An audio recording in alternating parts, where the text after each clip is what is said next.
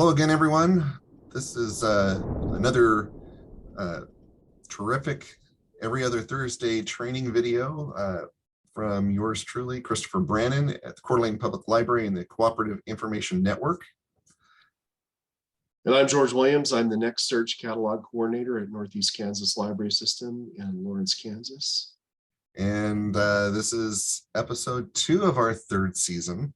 And today we're going to do a continuation off of our last video talking about patron lists.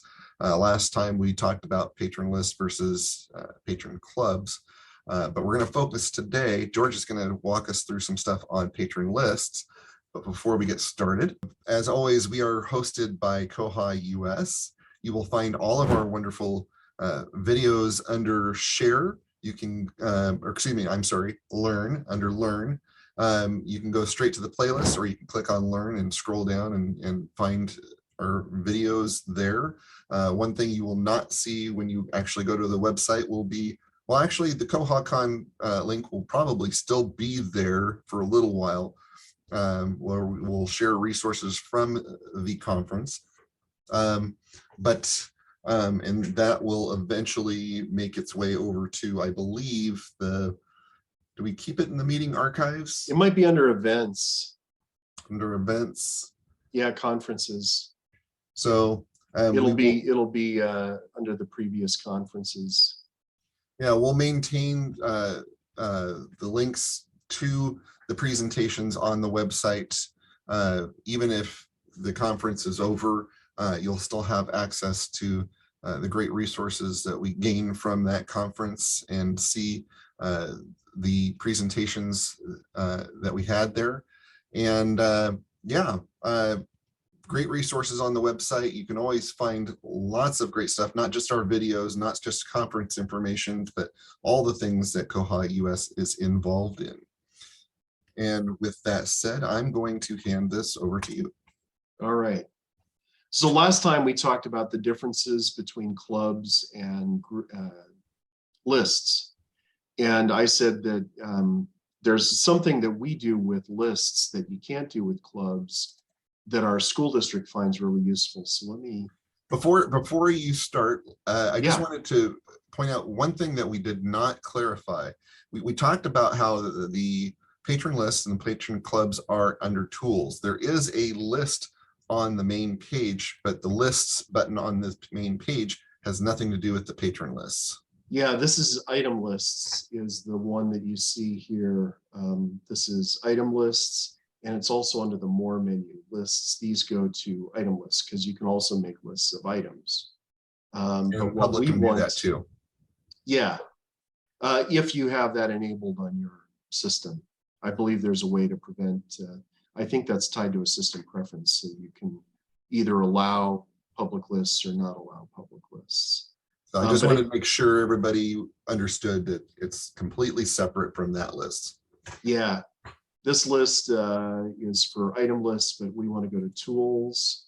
And then in the left-hand column, it says patron lists, and that's what we're working with. So one of the things that we have in our system is we have 5 schools up in the northwestern corner of the Northeast Kansas Library System area.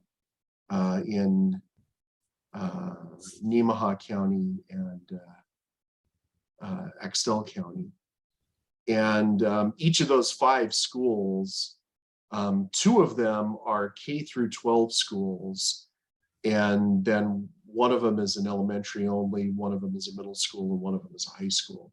And particularly at the 3 libraries that have elementary schools, what really helps them a lot is when the students come into the library, they almost always come as a classroom group. And so rather than give these kids that can be anywhere from 5 years old up to 12, rather than giving them a library card that they're expected to bring with them when they go to the library, the school librarian wanted a sheet that just has barcodes on it that she can scan, that has everybody's library card number essentially on one page. And that one page goes with one class of students. And so that's one of the main things that our school library uses patron lists for, because we can create a list of, it's really not that hard to create a list of all of the students that are in one class, and save that in the list module and share that among the different librarians. So what I did here to show you an example of this is I created a list with 33 borrowers on it. They're all named Bob, oddly enough. They all have the same address. They're just made up patrons. It's not a real group of people.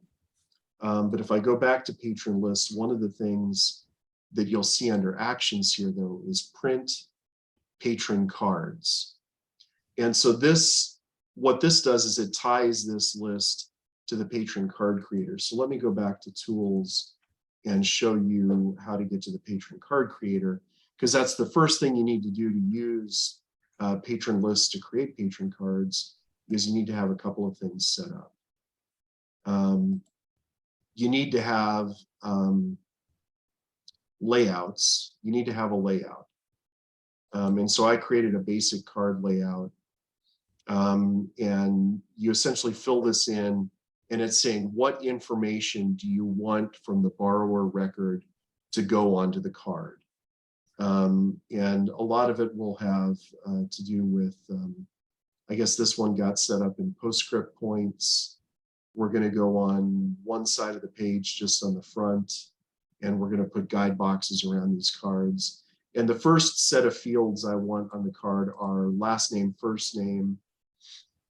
And it walks you through here, you know, you choose a font, you choose a font size, you choose whether it's left, center, or right justified, and you tell it where you want that, that name, that first field to appear in the card. And then I also stuck in other names so that the patron has an other name that appears on here as well. And I'm also telling it that we're going to print the card numbers as barcodes, and it gives you the ability here to choose which barcode font you want those to be in. And Koha gives you about 6 different options here. And I've also told it to print the card number underneath the barcode, just as plain text.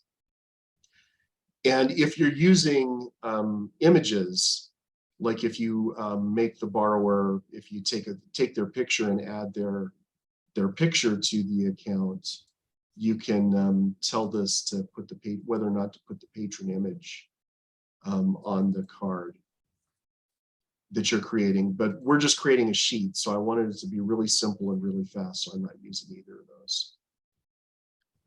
And so we've got a layout available, and then you also need a template. And the template is just like the barcode templates. You're telling it how big the sheet is. In this case, I'm going to print these on 8.5 by 11. I'm going to make the little library cards 1 inch high and 2.5 inches wide. And I'm going to give the page a margin, and I'm going to tell it to print three columns, eight rows, and put a little gap between those. And so once you have a template and a layout, you can either define a card batch with the card creator, or if you've got patron list set up, you don't need to create the card batch because you're using the list to create the card batch. So what I'm going to do is go here to print patron cards, and I'm going to tell it to use the basic template that I created and the basic card layout.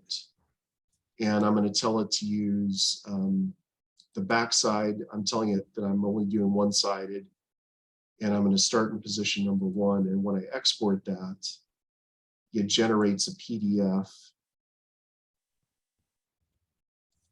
that has all of those borrowers with scannable card numbers in them. And so this way, we do this, like I said, at the school. When Mrs. Smith's class comes to the library, the librarian just flips through her notebook and finds the card sheet for Mrs. Smith's class. And so then instead of having to look up each borrower by name or instead of forcing the students to carry around a card number with them, the librarian just has all of those on one page, which is kind of what she wants, because it just makes it so much faster for her. Nice. And that's one of the ways that we use the patron lists here in Nichols. It's one of the most common ways, because that's really useful for the school district.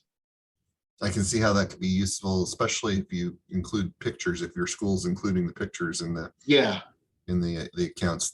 That's helpful, because sometimes, you know, kids can be a little sneaky about things. Well, you know, they do this mostly for the elementary grades at those 3 schools where we have elementary students.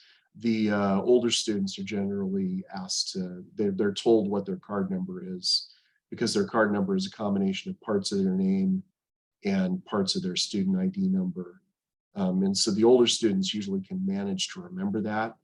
But, you know, for the younger kids, where this, especially, you know, in the elementary school libraries, most of those students have like a designated time in the library every week where the whole class goes to the library. And that's why being able to, you know, the librarian at Sabetha Elementary just has a notebook, a loose leaf binder, and she has all these cards in there.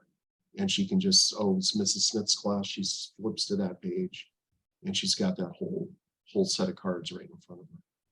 I put 33 cards in there. Most of these classes are like 20 is a big class for this school district. So Awesome. Yeah, it's really helpful for the schools. Yeah. All right. Well, you know, and whether or not you're creating a sheet, or if you create your actual library cards and you need to create a batch of cards, this is a great way to do it. Yeah, and one of the other things that makes it easy to do this for me is that, like I said last time around, when I'm importing patrons, you can create a list from the import patrons tool. And so I can make these lists fairly easily by when I'm importing the student data into the system. Excellent.